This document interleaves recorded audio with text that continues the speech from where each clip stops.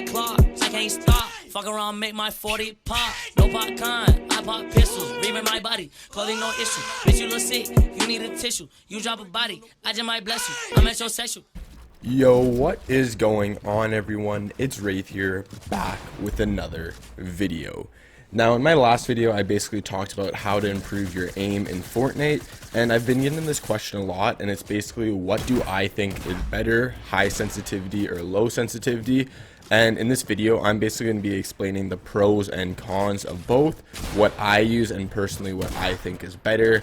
So if you're looking forward to this video, make sure you slap a like button, comment what you want to see for a future video. I'm always looking at your guys' comments to see what you guys are looking for and what you want me to make. If it's a specific question or anything like that, then you can just ask it on my stream. Just join up at WraithAM on Twitch. I also did get Twitter yesterday, so if you want to check me out on Twitter, just WraithAM on Twitter. I'll leave the link in the description. If not, all good. But yeah, basically that's it. Let's get right into today's video, and hopefully you guys enjoy it. And by the way, make sure you use creator code WraithFN in the item shop. So first off, we're basically going to start about low sensitivity. And this is personally what I play on, this is what I enjoy playing on, and this is what I find a little bit better. But it all kind of comes down to personal preference, which I'll talk about at the end of the video. So basically the good parts about low sensitivity is basically the number one thing is you are way more consistent with your placements, your edits, your aim. Basically everything is a lot more consistent because you have way more control on a low sensitivity than you do high. So for example, Endgame, yes, sure, you might be able, if you're on high DPI or high sensitivity, you might be able to do unbelievably quick edits or unbelievably quick builds, but sometimes, unless you're an absolute god and you practice it all the time, you still may miss here or there, and you're more likely to miss on a high sensitivity than you are low. So trust me, on low sensitivity, it will be way more consistent to be able to make those edits, make those builds. You may not be that flashy of a player, you may be low sensitivity. Like for example, Tfue, he plays on a very low sensitivity and he doesn't have flashy builds, but he has very good consistent aim as well as very good consistent tracking ability as well as editing. And that kind of moves into my next one is Endgame. Tracking is very, very important for your AR aim. For example, a lot of people's endgame kills are when people are mid-air and basically you need to shoot them out of the air, plus you get a free 50 shield or whatever the case is, plus you get an extra kill. If you're going into tournaments, every kill matters. And basically with a low sensitivity, it allows you to shoot those guys out of the air more easily and have a little bit more precise aim than high sense players. Now obviously I'm not saying high sense players can't do that. Again, I'll get into that in the future when I talk about high sense. Also, you're more likely to hit close range shotgun shots. Obviously you won't be able to do flicks as much, but if they are close range, low sensitivity players are more likely to hit their shots consistently and for higher damage than high senses, because again, it's just easier for your arm to move to that direction than just your wrist flicking and hitting that shot. Now obviously, like I said, you can still hit headshots and you can still be super hella consistent on high sensitivity, but you're just more likely to hit more consistent shots on low sensitivity. If you want to look 72 hours or look up 72 hours thoughts on low sensitivity, he even made a post about it and he explained why you're more consistent on low sensitivity with shotgun shots. Also, another pro to low sensitivity is basically you have more control. So like I said, kind of when you're building it and everything, you have more control instead of just flicking your mouse around or flicking your joystick around. You can take it a little bit more smooth and just look like a smoother builder. For example, Bizzle is kind of a mid-range but more on the low DPI, low sensitivity player, and his builds aren't extremely fast. They're just very controlled, very methodical, so he doesn't mess up his builds and he just places all the ones he needs to. He's not flashy like Mongo, he's not super fast, but he's just very methodical, and everything he does has a purpose, which allows his low sense to work well for him.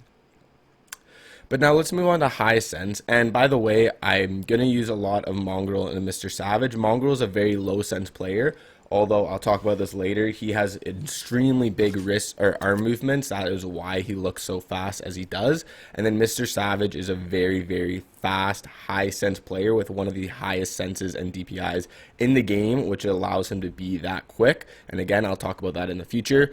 But basically with a high sense, a little bit of the pros are you look way more flashy, so you'll look like a way better player because you can be really fast with your edits. I remember that Viking player back in the first like summer skirmish or whatever that was.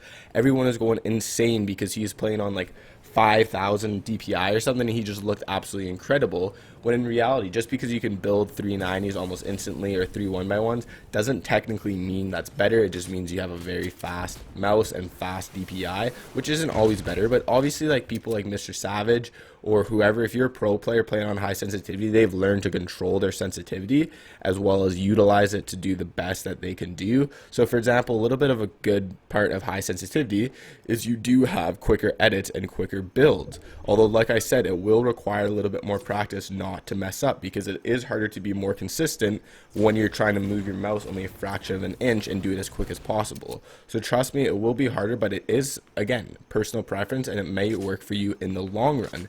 And obviously Endgame, having that quick ability to quickly build 390s or quickly edit something extremely fast will be the difference between sometimes dying and surviving. Like for example, if you'll see Mr. Savage's clips where he'll be getting shot with a rocket, 4 people spraying at him, his edits are just so insanely fast, and he's probably the best escape artist in all of Fortnite because he can just build and edit out way quicker than anyone can even react. Like, he is probably the best player for high sensitivity in my personal opinion, and it's just incredible to see how consistent he is as well as having a high sense. Now obviously, like I said, he is a pro player, so he's spent hours and hours and hours and hours perfecting his high sensitivity gameplay, but again, it kind of does work for another different style of gameplay.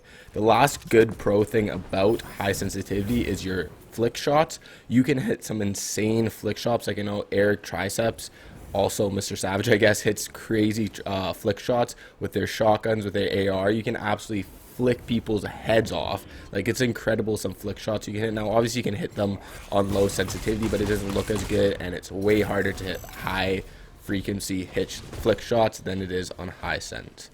So basically what I'm talking about for DPI and sense, now this obviously isn't controller, but for mouse there's basically 2 forms of sensitivity. One is DPI, so basically that's just your mouse sensitivity. So for example, when you're on YouTube, when you're on Google, whatever, like that's your sensitivity for your mouse. So a lot of players use either 400 DPI, 800 DPI, and then a couple players use 1600. Then there's people like Mr. Savage, who I'm pretty sure uses somewhere in the 2000 range. And then there's also your in-game sensitivity, which kind of transfers into eDPI. So basically your in-game sensitivity could be like 0.100 or whatever the case is, right? Or it could be 0.030 or whatever the case is for your mouse, right?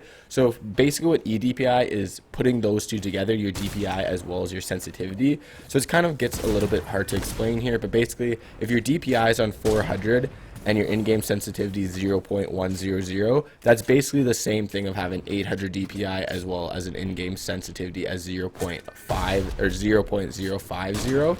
So it kind of gets a little bit confusing, but basically you got to figure out what sensitivity works for you, whether it's high or low. And another thing that you should probably keep in mind, which sensitivity and DPI you decide on, is wrist aiming versus arm aiming. So basically what wrist aiming is that's basically when you have a high sensitivity, you require a smaller mouse pad, so you don't really need to move your arm that much, and it's just quick motions with your wrist. Like, you're not really using your entire arm. Some people only have their wrist on the desk, and you're just doing quick motions. Like, if you watch Mr. Savage mouse gameplay, like, he barely even moves his mouse. Like, it barely looks like he's doing anything, and then you look on screen, he's doing like 360s or something. Is pretty incredible.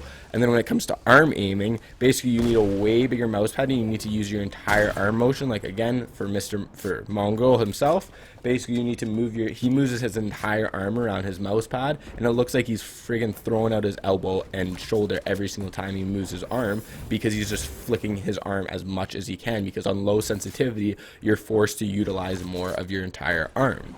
So basically overall, with high sensitivity, you can build quicker, you can edit quicker, and you can hit those crazy flick shots. The only cons about it is basically it's harder to be more consistent, and you're always going to be a little bit more consistent on low sensitivity. Personally, I think it doesn't matter. Even if you're Mr. Savage, people like Mongrel will have the more consistent aim or edits than Savage will, obviously if you're comparing two pros with high sense versus low sense. But low sense obviously helps you, again, like I said, with more consistent and precise for aiming, editing, and building. So you kind of basically have to decide whether you want that fast edits, fast building, fast flick shots, because obviously there's pros to both and cons to both.